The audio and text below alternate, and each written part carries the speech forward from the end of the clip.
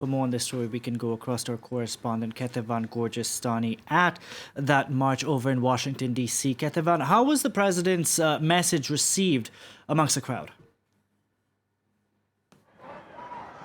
Well, as you can expect, he was met with great cheers, a lot of celebration amongst the protesters here. You can see them behind me. There are thousands and thousands of them, and they're currently marching all the way to the Supreme Court. The Supreme Court, of course, very symbolic because that's one of the achievements that Donald Trump has touted, and one of the achievements that the pro-life movement is very proud of is the fact that he has appointed very conservative judges all the way to the Supreme Court, and he reminded all the people here that he had done that for them, and that is very important. And the pro-life movement really seeing the presence of the president as really a watershed moment for the pro-life movement because it is the first, he is the first sitting president to come and actually speak in person, and it's kind of a two-way street. Donald Trump really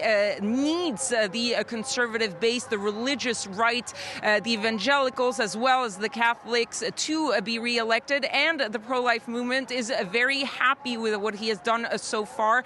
You mentioned the funding for abortion providers. He's pushing for the fact that this taxpayer money does not go even to groups who provide maybe referrals to abortions, not just abortions themselves. And he's also worked for lawmakers, for Republican lawmakers, to vote laws that restrict abortion rights. And that's really what these people here at this march really care for. We've seen these posters saying, "I vote pro-life first." This is the key issue that decides their vote. And for that, they will forget anything that doesn't go along with their beliefs that sometimes they criticize Donald Trump about. But what they care about is what he's doing for the pro-life movement. And so far, he's done pretty well, according to them. Pretty well, according to them, and having the U.S. president there in itself is a strong endorsement for the movement, isn't it, Ketevan?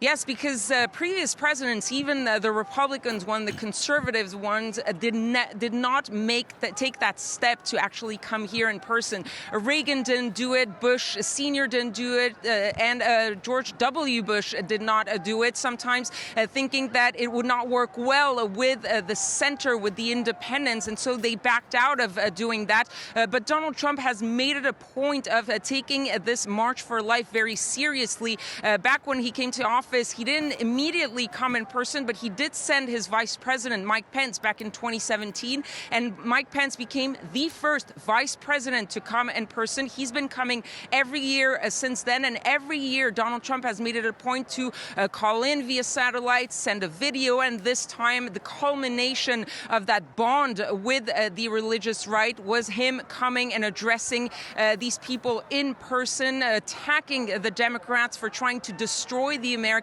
family, and of course reiterating his fight and his support for the pro-life movement. He said that he would be the most pro-life president, and that's what we've been hearing here on the ground. There are posters saying this is the most pro-life president, and that's really all they care about.